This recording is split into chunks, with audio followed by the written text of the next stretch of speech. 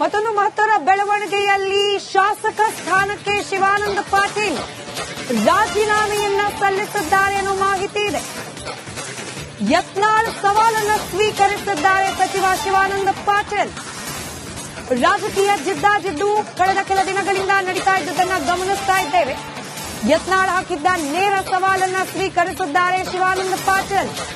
Speaker UT ಖಾದರ್ಗೆ ತಮ್ಮ ರಾಜೀನಾಮೆ ಪತ್ರವನ್ನ ಸಲ್ಲಿಸಿದ್ದಾರೆ ಶಿವಾನಂದ ಪಾಟೀಲ್. ಅಲ್ಲಿಗೆ ರಾಜ್ಯ ರಾಜಕೀಯದಲ್ಲಿ ಮತ್ತೊಂದು ಪ್ರತಿ ಸವಾಲಿನ ಪರ್ವ ಪ್ರಾರಂಭವಾದಂತಾಗಿದೆ. ಖುದ್ದು ಸ್ಪೀಕರ್ ಯುಟಿ ಖಾದರ್ ಅವರನ್ನ ಭೇಟಿ ಮಾಡಿ ತಮ್ಮ ಶಾಸಕ ಸ್ಥಾನಕ್ಕೆ ರಾಜೀನಾಮೆಯನ್ನ ಸಲ್ಲಿಸಿದ್ದಾರೆ ಶಿವಾನಂದ ಪಾಟೀಲ್. ಯತ್ನಾಳ್ ಅವರು ಒಡ್ಡಿದ್ದ ನೇರ ಸವಾಲನ್ನ ಸ್ವೀಕರಿಸಿದ್ದಾರೆ. ಶಾಸಕ ಸ್ಥಾನಕ್ಕೆ ರಾಜೀನಾಮೆಯನ್ನ ಸಲ್ಲಿಕೆ ಮಾಡಿದ್ದಾರೆ ಶಿವಾನಂದ ಪಾಟೀಲ್. ಯುಟಿ ಖಾದರ್ ಅವರನ್ನ ಭೇಟಿ ಮಾಡಿ ತಮ್ಮ ರಾಜೀನಾಮೆ ಪತ್ರವನ್ನ ಸಲ್ಲಿಸಿದ್ದಾರೆ.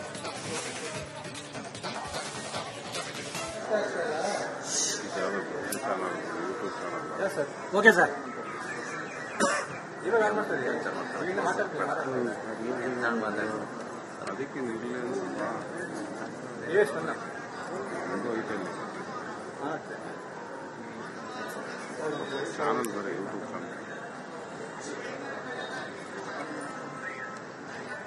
ಸರ್ ಓಕೆ ಮಾತಾಡಿ ಸರ್.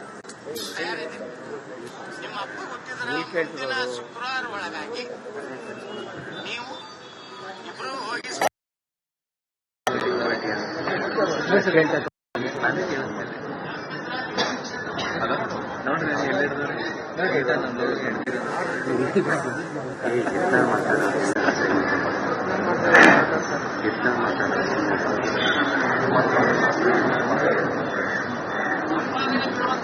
ಚೊಳೆ ಮಗ ಭಾರತ್ ಮಾತಾ ಕಿ ಜೈ ಅಂತ, ಪಾಕಿಸ್ತಾನ ಮುರ್ದಾಬಾದ್ ಅಂತ, ಅಲ್ಲೆಲ್ಲಾ ಕೂಡಿದವ್ರು ಹಲಾಲ್ ಕೋರ್ರು, ಹರಾಮ್ ಕೋರ್ರು.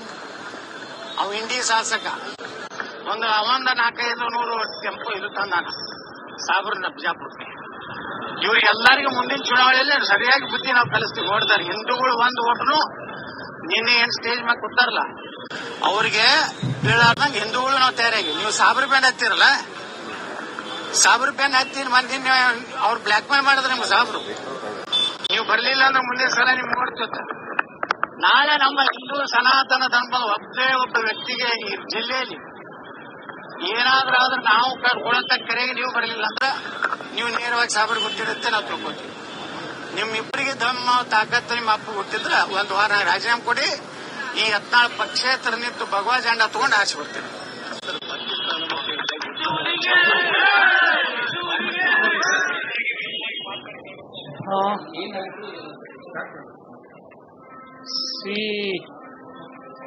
ಬಹಳ ದಿವಸದ ಹಿಂದೇನಿಲ್ಲ, ಇತ್ತೀಚೆಗೆ ಯತ್ನಾಳ್ ಅವರು ಮೊಹಮ್ಮದ್ ಪೈಗಂಬರ್ ಬಗ್ಗೆ ಹುಬ್ಳಿಯಲ್ಲಿ ಏನೋ ಮಾತನಾಡಿದ್ರು. ಆ ಹಿನ್ನೆಲೆಯಲ್ಲಿ ಬಹಳಷ್ಟು ಜನ ಅದನ್ನ ನಿಂದನೆ ಮಾಡಿದ್ರು, ಖಂಡನೆ ಮಾಡಿದ್ರು. ಆ ಸಂದರ್ಭ ಮುಗಿದೋಗಿತ್ತು. ಆದರೆ ಅನೇಕ ದಿವಸದಿಂದ ಬಿಜಾಪುರದಲ್ಲಿ ಮುಸ್ಲಿಂ ಬಾಂಧವರು ಬಹುತೇಕ ಎಲ್ಲ ನಾಯಕರನ್ನ, ಅದು ಕೇವಲ ಕಾಂಗ್ರೆಸ್ ಬಿಜೆಪಿ ದಳ ಅಲ್ಲ, ಯತ್ನಾಳ್ ಅವರು ಮಾತನಾಡಿರ್ತಕ್ಕಂಥದ್ದು ಇಲ್ಲಿವರೆಗೆ ನಾವು ಬಹಳಷ್ಟು ಸಹಿಸಿದ್ದೀವಿ. ಅವರು ಮುಸ್ಲಿಂ ಜನಾಂಗದ ಬಗ್ಗೆ ಮಾತನಾಡಿದ್ರು, ಬುರ್ಕಾ ಬಗ್ಗೆ ಮಾತನಾಡಿದ್ರು, ಹಲಾಲ್ ಬಗ್ಗೆ ಮಾತಾಡಿದ್ರು, ಎಲ್ಲ ನಾವು ಸಹಿಸ್ತೀವಿ. ಆದರೆ ಇವತ್ತು ನಮ್ಮ ಪರಮೋಚ್ಚದ ಧರ್ಮಗುರುಗಳಾಗಿರ್ತಕ್ಕಂಥ ಮೊಹಮ್ಮದ್ ಪೈಗಂಬರ್ ಬಗ್ಗೆ ಅವರು ಮಾತನಾಡಿದ್ದು ನಾವು ಖಂಡಿಸ್ತಾ ಇದ್ದೀವಿ. ದಯಮಾಡಿ ನೀವೆಲ್ಲ ಹಿಂದೂಗಳಿರ್ಬೋದು, ಬೇರೆ ಜಾತಿಯವರು ಇರ್ಬೋದು, ಅದನ್ನ ನಾವು ಬಿಜಾಪುರದಲ್ಲಿ ಎಲ್ಲ ಜಿಲ್ಲೆ ಮುಸ್ಲಿಮರು ಅದು ಖಂಡನೆ ಮಾಡತಕ್ಕಂಥ ಒಂದು ಕಾರ್ಯಕ್ರಮ ಹಾಕೊಂಡಿದ್ದೀವಿ. ಅಲ್ಲಿ ಜಿಲ್ಲಾ ಉಸ್ತುವಾರಿ ಮಂತ್ರಿಗಳು ಬರ್ತಾರೆ, ಬಿಜಾಪುರ ಜಿಲ್ಲಾ ಉಸ್ತುವಾರಿ ಮಂತ್ರಿಗಳು, ಮತ್ತು ನೀವೆಲ್ಲ ಶಾಸಕರು ಗೆದ್ದವರು ಸೋತವರು ಎಲ್ಲರೂ ಬರಬೇಕು ಅಂತೇಳಿ ವಿನಂತಿ ಮಾಡಿಕೊಂಡಾಗ ನಾನು ಹೋಗಿದ್ದೇನೆ. ಹೋಗಿ ಅವ್ರು ಮಾತನಾಡಿರ್ತಕ್ಕಂಥ ಘಟನೆಯನ್ನ ಖಂಡನೆ ಮಾಡಿರ್ತಕ್ಕಂಥ ವಿಚಾರ ಬೇರೆ ಯಾವ ವಿಷಯ ಪ್ರಸ್ತಾಪ ಮಾಡಿಲ್ಲ. ಆದರೆ ಒಂದು ವಿಚಾರ ನಾನು ಅವರಲ್ಲಿ ಬಿಜಾಪುರದ ಕಾಂಗ್ರೆಸ್ಸಿನ ಅಭ್ಯರ್ಥಿಯಲ್ಲಿ ವಿನಂತಿ ಮಾಡಿಕೊಂಡಿದ್ದೆ. ನೀವು ನಿಂತು ಗೆಲುವನ್ನು ಸಾಧಿಸ್ರಿ, ಆಗದೆ ಇದ್ರೆ ನನ್ನನ್ನು ಬೇಕಾದ್ರೆ ಕರೆದ್ರೆ ನಾನು ಬಂದು ನಿಂತು ನಿಮ್ಮನ್ನು ಸಹಾಯ ಮಾಡ್ತೀನಿ ಅಂತಕ್ಕಂಥ ಮಾತು ಅಷ್ಟು ಮಾತ್ರ ಮಾತಾಡಿದ್ದೆ.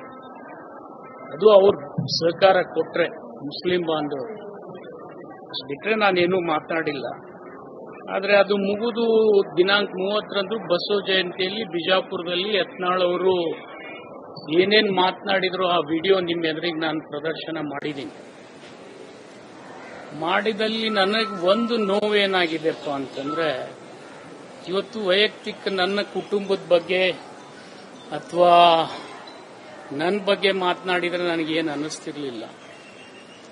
ಒಂದು ಘಟನೆಯನ್ನ ಅವ್ರು ಮೆಲುಕು ಹಾಕಿದ್ದಾರೆ. ಏನಪ್ಪಾ ಅಂದ್ರೆ, ನಮ್ಮ ಪೂರ್ವಜರು ಮೊದಲು ಬೇರೆ ಅಡ್ಡೆಸರನ್ನ ಇಟ್ಕೊಂಡಿರ್ಬೋದು.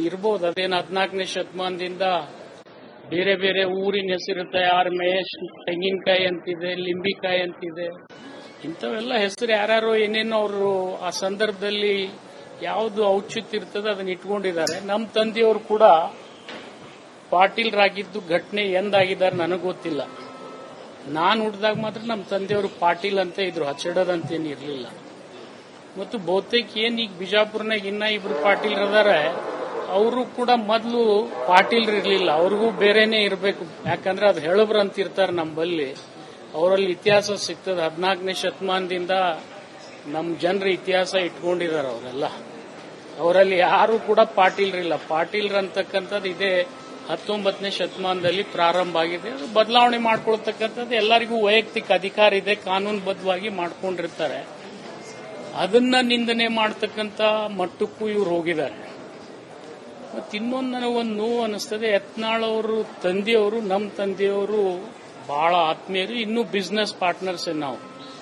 ಆದರೆ ರಾಜಕೀಯವಾಗಿ ಅವರು ನನ್ನನ್ನ ನಿಂದನೆ ಮಾಡಲಿ, ನನಗೇನು ಅಭ್ಯಂತರ ಇಲ್ಲ, ಸವಾಲಾಗಲಿ, ಅದ್ರ ಬಗ್ಗೆನೂ ಅಭ್ಯಂತರ ಇಲ್ಲ. ಆದ್ರೆ ವೈಯಕ್ತಿಕ ತೇಜೋವಧೆ ಮಾಡತಕ್ಕಂಥ ಭಾಷೆ ಏನಿದೆ ಅದನ್ನ ಇವತ್ತು ನಾನು ಖಂಡಿಸ್ತೀನಿ. ಯಾಕಂದ್ರೆ ಮೀಡಿಯಾದವರು ನೀವು ಅವ್ರು ಎಷ್ಟೇ ಅನುಚಿತವಾಗಿ ಮಾತನಾಡಿದ್ರು ಕೂಡ ಆ ಶಬ್ದಗಳನ್ನ ಜನಸಾಮಾನ್ಯರು ಸಹಿಸದೇ ಇರತಕ್ಕಂಥ ಮಾತುಗಳನ್ನ ಪದೇ ಪದೇ ಪದೇ ಪದೇ ಆಡ್ತಾ ಇರ್ತಾರೆ.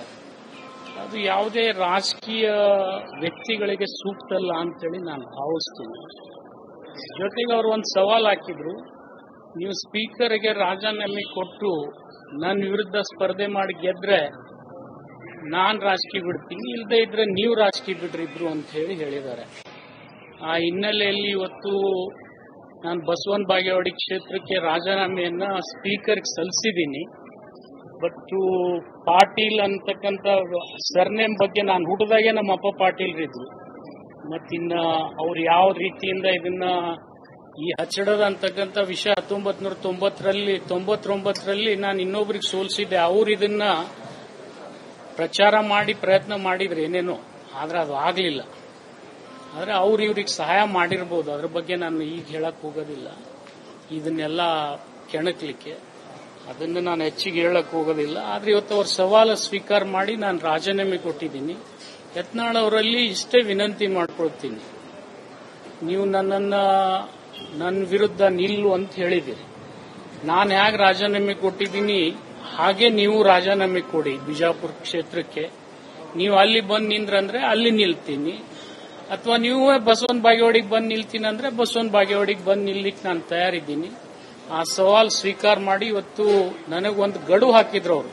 ಈ ಶುಕ್ರವಾರ ಒಳಗಾಗಿ ನೀವು ಕೊಡದೇ ಇದ್ರೆ ನೀವು ನಿಮ್ಮ ಒಪ್ಪಿಗೆ ಹುಟ್ಟಿಲ್ಲ ಅಂತಕ್ಕಂಥ ಮಾತು ಪದೇ ಪದೇ ಇದನ್ನ ವೇದಿಕೆ ಮೇಲೆ ಮಾತಾಡ್ಕೊತ ಹೋಗ್ತಿದ್ರು ಅವರು. ಅದು ಬೇಡ, ಅದು ಒಂದು ಅಂತ್ಯ ಆಗ್ಬೇಕು. ರಾಜಕೀಯವಾಗಿ ನಾನರೇ ಬದುಕಬೇಕು, ಅವರೇ ಬದುಕಬೇಕು. ಆ ಜನ ಆ ಕ್ಷೇತ್ರ ಬಿಜಾಪುರದವರೇ ಇರಲಿ, ಬಾಗೇವಾಡಿಯವರೇ ಇರಲಿ, ಅವ್ರು ನಿರ್ಣಯ ಮಾಡ್ತಾರೆ. ಅವ್ರ ಕೈಯಲ್ಲಿ ಮಾತು ನಾನು ಕೊಡಬೇಕಂತಕ್ಕಂಥ ದೃಷ್ಟಿಕೋನದಿಂದ ಇವತ್ತು ನಾನು ರೆಸಿಗ್ನೇಷನ್ ಕೊಟ್ಟಿದ್ದೀನಿ. ಸ್ಪೀಕರ್ ಅವ್ರಿಗೆ ವಿನಂತಿ ಮಾಡ್ಕೊಂಡಿದ್ದೀನಿ. ಅವ್ರು ಕರೆದು ಅವ್ರನ್ನೂ ಕೇಳಿ ಅವ್ರು ಏನ್ ರಾಜೀನಾಮೆ ಕೊಡ್ತಾರೆ ಅದಕ್ಕಿಂತಲೂ ಒಂದು ತಾಸು ಮೊದಲೇ ನನ್ನ ರಾಜೀನಾಮೆಯನ್ನ ಅಕ್ಸೆಪ್ಟ್ ಮಾಡಿ ಕಳಿಸಿ ಅಂತೇಳಿ ಅವರಲ್ಲಿ ವಿನಂತಿ ಮಾಡ್ಕೊಂಡಿದ್ದೆ. ರಾಜೀನಾಮೆ ಕೊಡಕ್ ಬಂದಾಗ ನಿಮ್ಮ ರಾಜೀನಾಮೆ ಅಕ್ಸೆಪ್ಟ್ ಆಗುತ್ತೆ ಆಗ್ಬೇಕು, ಯಾಕಂದ್ರೆ ಕಾನೂನುಬದ್ಧವಾಗಿ ಅವರೇ ಹೇಳಿದ್ದಾರೆ. ಅದಕ್ಕೆ ನಂದು ಅವ್ರು ಬೇಕಾದ್ರೆ ನಂದೇ ಅವ್ರಕಿನ್ನ ಮೊದಲು ಅಕ್ಸೆಪ್ಟ್ ಆಗಲಿ, ಸಾರ್ವಜನಿಕವಾಗಿ ಅವರು ಬಂದು ಉತ್ತರ ಕೊಡ್ಲಿ. ಅದನ್ನ ನಾನು ಈಗ ಹೇಳೋದಿಲ್ಲ, ಅದು ನೀವು ನಿರ್ಣಯ ಮಾಡ್ತಾರೆ, ಅಲ್ಲಿ ಸಮಾಜ ನಿರ್ಣಯ ಮಾಡ್ತಾರೆ. ಈಗ ಅವ್ರ ಸವಾಲಂತರೂ ನಾನು ಸ್ವೀಕಾರ ಮಾಡಿದ್ದೀನಿ. ನಾನು ರೆಸಿಗ್ನೇಷನ್ ಹೋಗಿ